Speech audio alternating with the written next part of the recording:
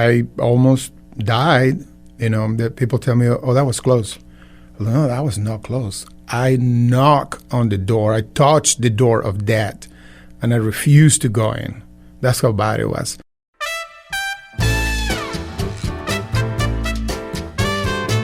I'm Robin Sussingham, and this is The Zest. Citrus, seafood, Spanish flavor, and Southern charm. We're all about food in Florida. Today we're talking to Chef Rene Valenzuela. Rene brought Mexican cuisine to Tampa Bay by way of the food truck before food trucks were cool. We'll hear what he has to say about life, about food, and about celebrating. Support for the Zest podcast comes from Seitenbacher brand natural foods like muesli cereals, oils, oatmeal, energy bars, gluten-free fruit gummies for the kids, organic coffee, and more. Available in supermarkets, health food stores, or online at Seitenbacher.com. Rene Valenzuela is best known as the founder and former owner of Taco Bus. Rene's life and career came to a standstill 2 years ago when he was burned in a horrific kitchen fire. He says he's learned a lot about himself during his recovery, and now he's ready for his next venture. This time, he's teaming up with Jamal Wilson, owner of Hall on Franklin in Tampa, and he's expanding to Orlando. I talked to Rene about a lot of things, including his accident, the food from his home region of Mexico, and what to make for Cinco de Mayo. Rene Valenzuela, thank you so much for being here. My pleasure. You are probably most famous around here in Florida for Taco Bus. Yes. Which now has 16 locations. That's right. You sold your owner's share several years ago. That's right, about 4 years ago. I'll tell you, the first time I went to Taco Bus, I was trying to go to Ella's. I was in the neighborhood. I was trying to go to Ella's Americana Folk Art Cafe, and they had an hour wait. And I said, well, where else can we go? I had a bunch of teenage boys with me, and everybody was hungry, and they said, go to Taco Bus. Awesome. And I thought, a bus? Where are you sending me? Right. It was fantastic. It was a revelation. I didn't know anything about it. We sat down at the picnic tables. We ordered from the window. And honestly, Rene, I feel like that was the first time I ever had real Mexican food. It was a revelation for me. Well, awesome. Yeah. That's great. This is the kind of stuff that really rocks my world. I love to provide that experience, and we had a lot of fun, when we did Taco Bus and in that location in Hillsborough. That's where all this started. Yeah, that was in Seminole Heights. Right, in Seminole Heights. Right. Back when there was nothing there. There wasn't anything. And then second one was Ella's, and then everybody started coming in that. Seminole Heights became very popular with Greg and Michelle Baker doing the refinery, and then all the other restaurants. So many of them right now is a row of Mexican of different restaurants. That are all doing fantastic food. All independent chef-driven concepts. Tell me your story. So you decided you'd had Taco Bus for a long time. Decided to sell. You were going to start your own Rene's Mexican Kitchen. Right. And let's hear the story. There was a horrible accident. Yes. So I'll give you the whole story real quick. I immigrated to the United States in 1995, and I had a Mexican restaurant. I had few Mexican restaurants in Mexico before I came here. But when I got here, it was too expensive to open a real restaurant, because here you have to have exhaust hoods and grease traps and ADA compliance restrooms, and before you know it, it's a lot of money. I can just see. So you were amazed when you got here at how expensive it was compared to in Mexico. Absolutely, because in Mexico, especially back in the day, you put a grill in the front and some tables and chairs, and you were in business. You had a restaurant. That's it. So I had to start on the street like I had in Mexico. I had some as a teenager and college. I had some trailers and some street food, and then I also had a brick and mortar before I came here. And so I had to go back to the street. And that was back then when they weren't popular. Nobody knew what it was. Nobody liked them. There weren't any rules or regulations, and it was very difficult because you would try to get a corner, and then as soon as you got popular, somebody would point the finger at you. You had to move. You're right. No one really knew anything about food trucks back then. Right. Cities hadn't made allowances. No. So you were one of the pioneers. Absolutely. We were one of the very few that started with that. And so now it becomes super popular, and everybody and their brother has one. And even the mayor of Tampa backed it up, and so he's got the mayor's rally, and so now there's that more acceptance. There's all these new rules that come along with it too, and it keeps progressing into right now. I think the new when the food truck rallies, that was the next step, and so they've been super popular. And now, to me, the next step is these halls. The food halls. The food halls, right? So now is the experience of having those different little places that are chef-driven, small, independent, very interesting food, all together, but now under one roof with AC. So and table service. You wanted to be part of that? Yes, absolutely. So I just got together with Jamal Wilson, who's got the Hall of Franklin. Right. We've spoken to Jamal about his idea. It's a little bit different kind of a food hall because you don't have to stand in line after line. Right. You can sit down at the table and order. I love it, and that's why I'm going with him. Such a nice because you idea. go to some halls in which is basically a food court, and it doesn't have this whole sense of hospitality. So we had business meetings that were, okay, so you got to get up, and where's your food? Is your food ready? And then, it kind of breaks the momentum of what you want to talk about. But in this hall where it's full service, you got your waiters taking your order, everybody's sitting at the table, you keep ordering drinks. If the food is a little bit late, nobody cares. The food comes whenever. But nobody has to get off the table to go to the different stalls and find if your food is ready or not. So that, to me, is hospitality. It's so much easier. I was just at a food hall recently, and so my friend grabbed a table while I went and got our food, and I just thought, so I don't get to see my friend. I'm standing in line for 20 minutes while she's sitting there, and I thought, well, this isn't. I'm not talking to her. Right. So it's not only is it's not conducive to these business settings, but also it's not romantic. Right. I don't think, okay, you go for your food there, I get my food there, we're walking around with the trays. I mean, however, they got a niche, these other kinds of, and it's super popular. And this other kind of hall that Jamal is doing is a different setting, a different feeling. And then so, we're going to that. That is in the second half of this year. In Orlando is the first one.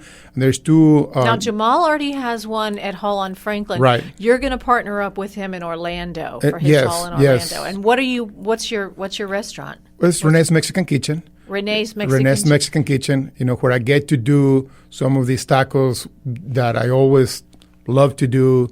And with a chance to doing also some higher end proteins that are a little bit more expensive, and with that setting that allows you to do it. When I had Taco Boss, obviously we're selling very inexpensive tacos, so you have to choose your proteins very carefully, and so on this one I have a chance to use steak, a picanha steak, or I can do inside skirt or outside skirts. Some of those. Some of the better cuts. So some of the, yes. So they're more expensive, and they have a different experience. Yes. So I want to reassure everybody who may have heard that you were in a terrible fire. Yes, it's true. You look absolutely wonderful. Well, thank you. You would never know. Well, you're right. You're right. This is a wonderful technology that has come a long way. So especially on my face, they put this treatment that's made out of mother cells that come from placenta, from human placenta, and they just kind of regenerate your whatever cells. Your skin is flawless. Yeah. Well, thank you. Yeah, I did get a a wrinkle treatment there. So they all disappear, and I'm very grateful. Yeah, it was a horrible accident that happened 2 years ago. What happened? Yeah, two years ago, almost. Yes, it's been 2 years, but it took the whole 2018 to recuperate. I was in the hospital for a few months. I almost died. That people tell me, "Oh, that was close." No, that was not close. I knocked on the door. I touched the door of death, and I refused to go in. That's how bad it was. So I was flew in a helicopter to Bradenton, so it was really bad. What happens is I bought this trailer. It's a food trailer, and one of the equipment had a broken pipe, and so I was going to do an event. It was a menu tasting event for something I wanted to do. And I turned on the gas, and I did something else. And then when I came back and turned off the stove, I got engulfed in flames. So it was horrible. And were you alone? I was alone in the trailer. So that was the good thing. But I mean, who called the ambulance? Well, my daughter and my son, they were outside, so they actually saw me coming outside of the trailer. I was engulfed in flames, and my daughter was like, "Roll on the floor, you're in flames." I was in so much pain that I didn't feel that I was still burning, and I did that. And then my wife drove me to the hospital in Brandon, but like I said, they don't have a burn unit there, so they had to fly me in a helicopter. And so they took me to Bradenton, which they could have taken me to another one in Davis Island here in Tampa, but they didn't have any room. So I ended up being in Bradenton. Wonderful people, wonderful team, people with a lot of huge vocation for what they do, and I had a wonderful recuperation. But that took the whole year because first I was in an induced coma for a few weeks, and then I was in the hospital in intensive care for a few more weeks, and so it took me a few months to get back home. And then even when I got back home, I couldn't quite work for a few more months. Getting back my range of motion, my strength, and all of that. But so René, but eventually I came around, and I'm good now. You are, and how did it change you? Like you said, I mean. Well, you were knocking on the door. Well, and you had a lot of time to think about this. Yes. Think about food. Think about what you want to do with the rest of your life. Think about family and what is important, and how briefly, how quickly life is. When I came back from my accident, I went back to my kitchen. I have a second kitchen in my house in the back, and all the tools and all my life were exactly where I left them. It's just kind of eerie, how quickly you can lose it. So the other thing is, as I was laying in bed in the hospital, I thought, oh my gosh, I almost died. I didn't get a chance to do the restaurant that I wanted to do, which I had many restaurants already. I had Taqueria Monterey, which grew into 3 locations, and then I had Taco Bus. But all of those I felt had certain restrictions that there's still something that I wanted to do, that I've been preparing all my life to do, that I haven't had the chance to quite actually do it. And when I say this is because when you have a restaurant like Taco Bus, or it could be anything, you can have even a Denny's or a McDonald's or whatever. So once you have a menu, you kind of enslave yourself into that because you can't move it unless you want to be one of these chefs that move the menu all the time. But because people then come to expect something. Right. And you can't completely depart. Right. Let's say you get a Denny's and they say they like the Five Guys idea of making hamburgers. Well, they can never become the Five Guys because they're Denny's, and people go to Denny's and they expect certain things. And so first, when you start a restaurant, you have an open page. But once you start committing to certain and you're successful, ideas, and you're successful, then you can't move it. I mean, even some of the specials that we that we brought out that were supposed to be a special, and then people are like, oh no, you got to put it on the menu, and then you put it on the menu, and you can't take it away. So all of a sudden, it becomes the property of the public because you try to take out the this what's it called, the Big Mac out of McDonald's, people would riot.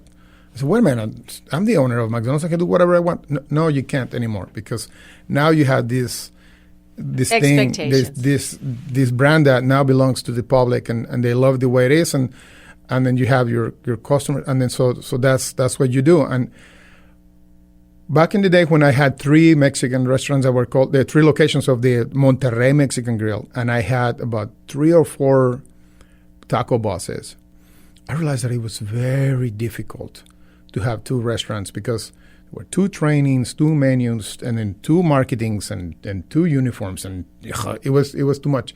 So I thought, no, I had to have just one concept that I dedicate myself to, and Taco Boss was what I chose, because it was more popular, had better sales, and it could have more legs, meaning you could put it in more towns than Taqueria Monterrey, who was a very ethnic in, that we had choices like pork crawlers and beef stripes and stuff like that. That was very much geared towards the immigrant community that is used to those kind of proteins, and they crave it, and it was a smaller niche.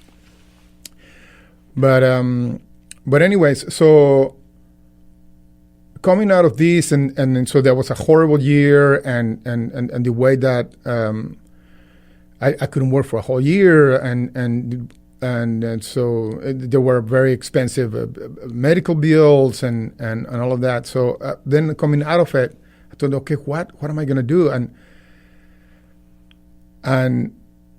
then you say, no, life is so short. I'm going to do what I'm meant to do, And then so you come with this, like, I don't care, I'm going to do what's very deep in me, in my love for my craft and for what I have to contribute to the world.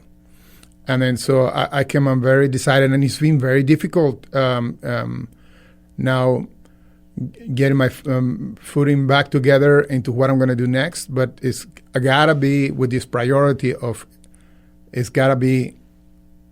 got to do a living doing what I love. And then so that's what all these insights came from almost dying. So what's next is Rene's Mexican Kitchen, which you feel like is going to be more of a creative outlet for you. It's going to be the thing that you feel like you were meant to do. Yes, absolutely. And what I want to ask is, how much will Monterey play in this? Monterey is where you grew up. Right. That's your cuisine. Right. You started restaurants there. Yes. So are we going to see that in the kitchen? Well, it's so funny because I came around and I'm doing some of the stuff that I was doing, back in the 80s in the restaurant that I had in Mexico, my last restaurant, and it was super popular. It was super crowded with people, and the whole menu was 3 things. You could only order 3 things. That was the whole menu. So it was a charcoal grilled outside skirt, and then we had al pastor, which was a real. They call it here also trompo. Is this pork that is in a vertical grill, also a charcoal, and frijoles charros. There's a soup that is made out of pinto beans with bacon and other little things in there. Was that a food truck? No. That was a brick and mortar. Oh. I did have other food trucks before that one. What was that brick and mortar called? That was called Tia Chonita, which is called my Aunt Chonita. So that was the name that I chose after Aunt Chonita. That was a really good cook in the family and was famous and was very, very instructive into an inspiration and learning how to cook at an early age. So that was the last restaurant I had in Mexico before I immigrated to the United States. Okay. You've had so many restaurants. Yes. It's kind of hard to keep. I know. So that was the last restaurant I had in Mexico. But you said it was super popular. It was super popular. So my people asked me, why did you leave? You could have done it really well in Mexico. And I could have, but I told them, well, in Mexico, you're adding up pesos. And here, you're adding up dollars. So for me, it was an economic reason. We grew in a middle class, struggling family in Mexico, and when I first came here, it was a customer that we used to have that said that he wanted to do a Mexican restaurant, invited me to do it. That never happened, so I had to start on my own, but I didn't have the money, so I had to go back into the street. Yeah, so that's to the truck. To the truck, yeah. Yeah. Mm-hmm. So will you do the food from Monterey for the next? Yes, or absolutely. So yes, so I'm coming back to some of those recipes that I did at the very beginning, and the way that we did it. So I did a little research on Monterey and the cuisine, and it said it's most famous for cabrito, roasted baby goat. Baby goat, absolutely.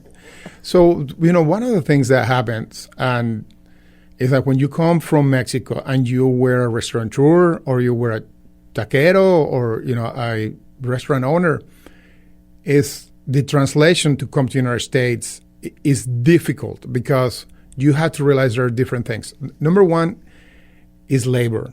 Because in Mexico, labor is so cheap. You can have someone, doing this mole that takes 2-3 days. It sells well, you're fine. But here, 2 or 3 days, I mean, you can't sell a plate of mole and recoup your money. So you have to think of ways of making those changes.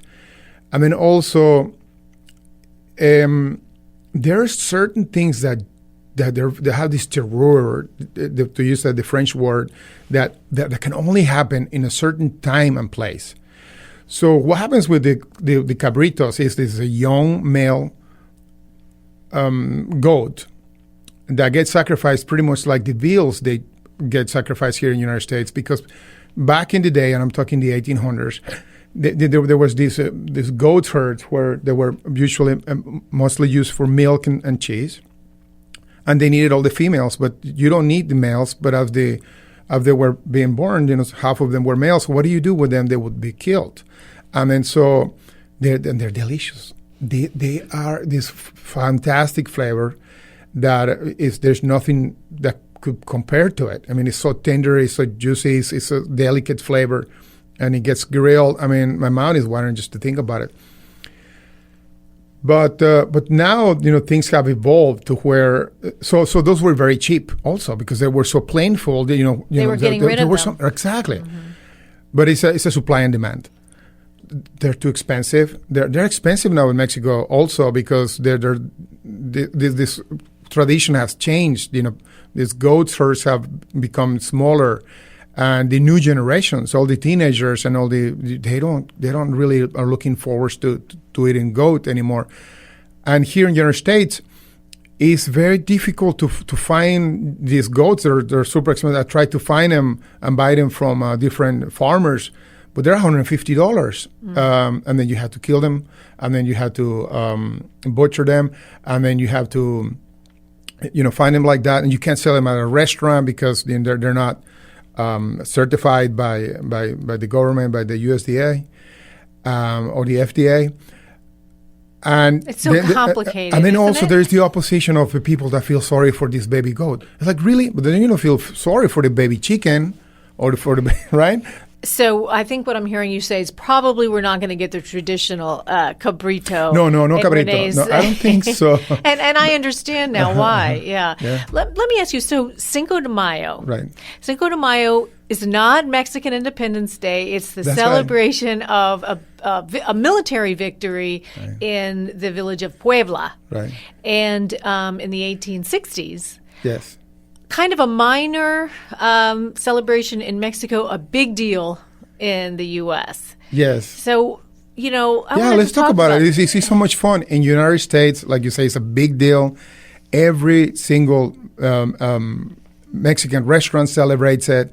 I had 23 different Mexican restaurants in the United States, and every single time, the biggest sales day is Cinco de Mayo. Yeah. It's a big celebration. You gotta have Mexican food. Absolutely. It's so big that when I had Taco Bus, all the people in the office, which was, it grew and it grew, so now we had a corporate office, was required to work that day because we needed all hands. And to me, it was part of the culture, okay, everybody needs to go out there and feel what it feels to be, the real world. So the director of human resources and the secretary and the controller and this and that, everybody was Making tacos? Well, no, maybe, but maybe waiting tables or doing Really? something, Yeah. So they get the heat because it's the biggest sales day of the year, better than Valentine's Day or any of those big dates. And then so it's so big that now other American restaurants, every American restaurant wants to do it, and they do have that. And then so that is part of the reason, the commercialization of the Cinco de Mayo that made it so big in the United States. So let me ask you something. Did you even celebrate Cinco de Mayo in Monterey? Did you even celebrate growing up? And if you did, yes. Tell me how. What did you eat? What did you drink? Well, how did you celebrate? So, first, we in Mexico, only in the state of Puebla is really celebrated, and then there's big parades and this and that. But that doesn't mean that it wasn't important.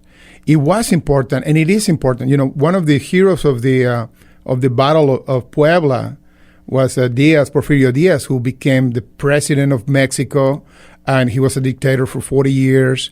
It was super important. And so we go back to why celebrated in the United States and in Mexico.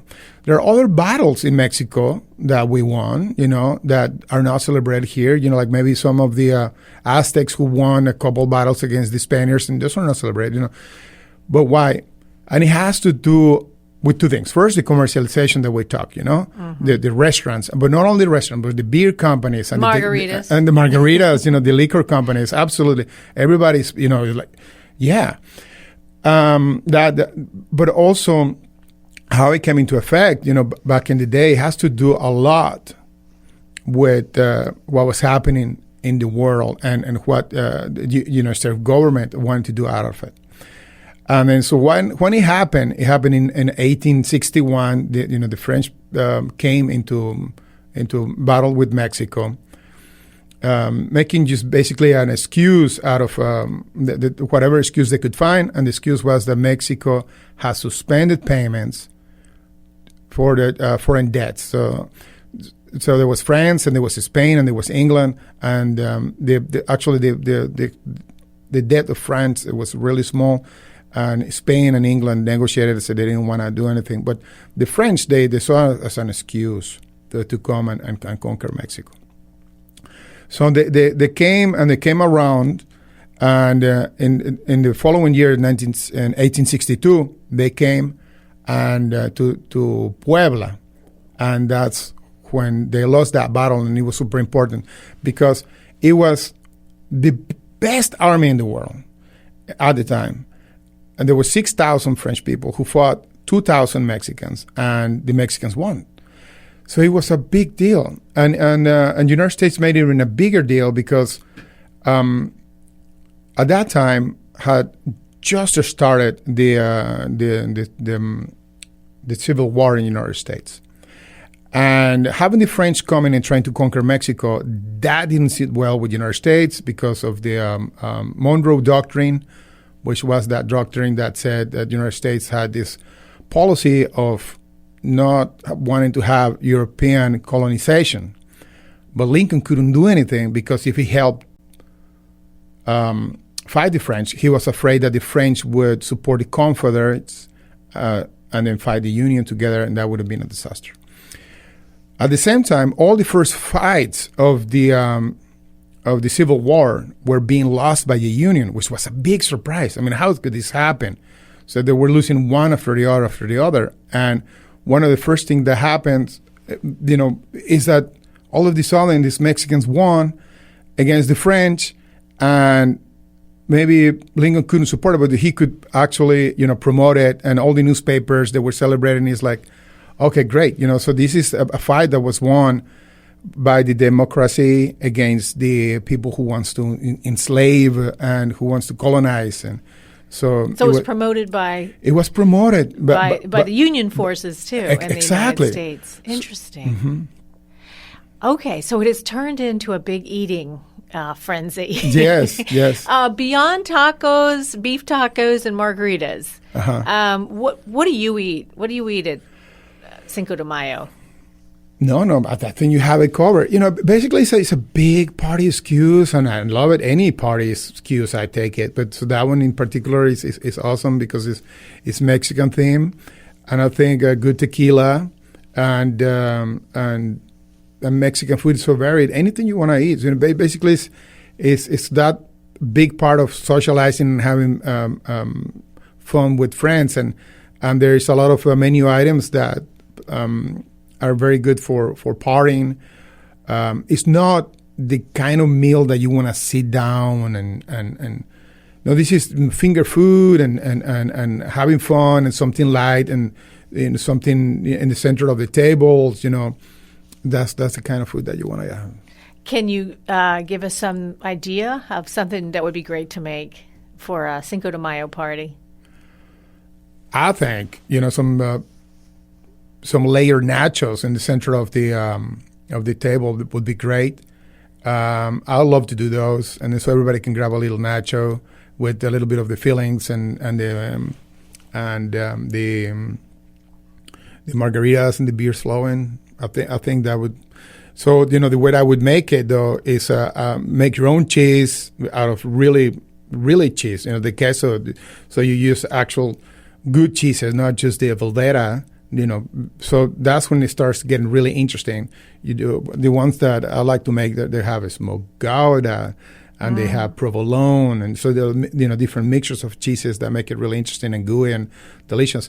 And then you top it off with quality stuff, like charcoal grilled skirt steak that's been diced. So all of a sudden you have a completely different experience that if you're just trying to do the nachos that you would get at the stadium, right? Which those are good too for that occasion too. But if you want to have a little elevated, and still be fun and still be party food but good. So that's what I would do. And in Monterey, Mexico, what we do a lot is all the grilling. So it's like it's the grilling capital of Mexico, I think. I mean, all the north, really, all the way to Sonora, Chihuahua. A lot of cattle ranch, and there's a lot of good beef. So every celebration is always around the grill. So my Cinco de Mayo would definitely be around the parrilla or the asador, which is the Mexican grill. And anything that comes out of that grill, pair with good beer or a margarita would do. Sounds great. Mm-hmm. All right. So what's next for you? We're going to look forward to Rene's Mexican Kitchen in Jamal. Jamal Wilson. In Jamal Wilson's next food hall. So right. When can we expect that? Well, you know how construction goes. It's always difficult because all the regulations and the construction nature of how things are. After building so many of them myself, I tell you that it's so frustrating that it's always seems like a month or two after when you think it's going to be. Right. But so it's shooting somewhere around September, October of this year. Is the one in the hall in Orlando, and it's called the Hall at the Yard. And and then there's other two projects that are coming next year. One here in Tampa and another one in St. Pete that are in the works. And so can you tell us a little bit more about? Will those also be called Rene's Mexican Kitchen? Yes. So you've got 3 locations coming up. Then. Right. And so that's what I want to do. It's Rene's Mexican Kitchen because it's Rene behind it. You go to all these other restaurants that changed, and it's like, okay, but who's cooking it? I mean, nobody's cooking it. It's like some committee is cooking it or some corporate meeting or whatever. No. So this is like, okay, this is me. I'm behind the grill. And I might have to have employees because I can't do it all on my own. But that someone, so when you see that, even the corporate world is trying to do that, like, for example, with Carrabba's, those two chefs, in the background. But this is real because I am involved in the operations. I'm not just a puppet. I'm the brains and the talent and the passion behind of what you're eating right now. Fantastic! Can't wait. Yes, me neither. Rene Valenzuela, it has been such a pleasure speaking to you. My pleasure. I enjoyed it tremendously. Thank you for having me. That was Chef Rene Valenzuela. You can find his recipe for Cinco de Mayo nachos and queso on our website, thezestpodcast.com. I'm Robin Sussingham. Dalia Colon and I produce the Zest for WUSF Public Media. Our contributors include Janet Keeler, Mark Hayes, and Cheyenne Jeglal.